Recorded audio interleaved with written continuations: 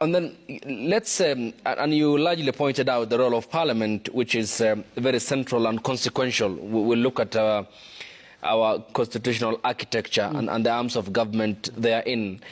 But if you look at the recently concluded talks at the Bomas of Kenya, the National Dialogue, the committee NATCO came up with a report which largely addressed constitutional issues rather than the economic problems that the young people who are the face of the opposition protests had largely rallied behind the Azimio coalition. For example, it was about the cost of living, bringing those who were brutally murdered by police, get them justice, bring those who are culpable to the books. But it seems that they are also watching a political class that is largely hell-bent on addressing political issues rather than the very same issues that touch on the fabric of the society. And is this what's driving this course? Absolutely. I think there are many of us who were at the point where we were wondering whether, I mean, if you live in this country, it's like people live on two different planets. The political class and a few people who are in the right live in one planet, and everybody lives in another planet. Government is not working as is, and we have to correct the ship of government. Now, the hope was that the new constitution and the new regime of laws would do that. That came in, and we have a government that really doesn't care about the laws. We're supposed to have an IEBC in place long ago. How come we don't have it in place? There's absolutely no reason.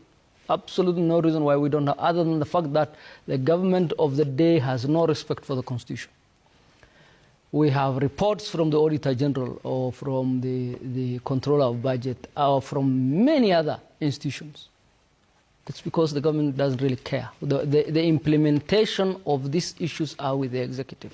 The oversight is with Parliament. Both of them have failed. I usually say there's a reason why KRA is very efficient and the EACC is in limbo, because the government of the day is interested in having KRA efficient. Without KRA, they don't get the money. But they have no interest in the accountability side.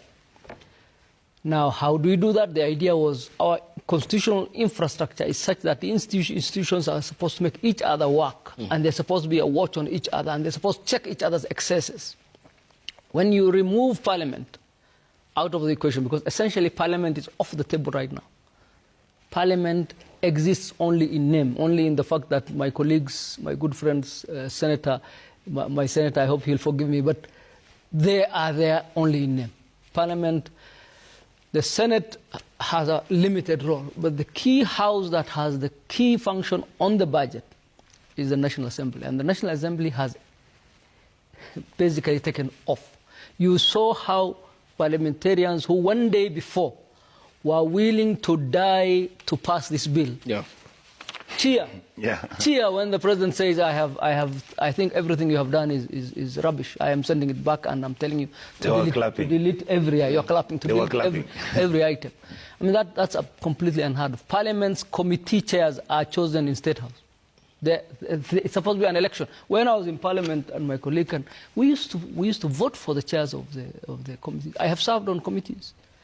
And I have been chairing committees, and I was elected, and they were competitive. Of course, the political groupings will have a role, but it's a competition. It's voted for, and it's a secret ballot. I was voted for. I was in the PNU side, but I was voted for by ODM members because secret ballot. Now that is no longer there. There is a list of committee chairs issued by State House when the new House sits. And you go to State House for direction on every item. And the road started with the first parliament after the new constitution, the 11th parliament. Remember the one where Duale was the majority leader and Muturi was those people wrote the worst history possible for parliament. Duale essentially felt he was an officer of the president. He was executing government business. There is nothing like government business in our presidential system. It's a majority and the minority. And you could very well have a situation where the president is from one party and the majority in the House is another party. Just like you could have Nairobi County having one government that is in ODM and the next county having a different party. So the whole idea that the majority leader of parliament and the speaker of parliament believe they are officers of the president that is the fallacy. That is where that is the root cause. Parliament ought to understand its role as an independent institution.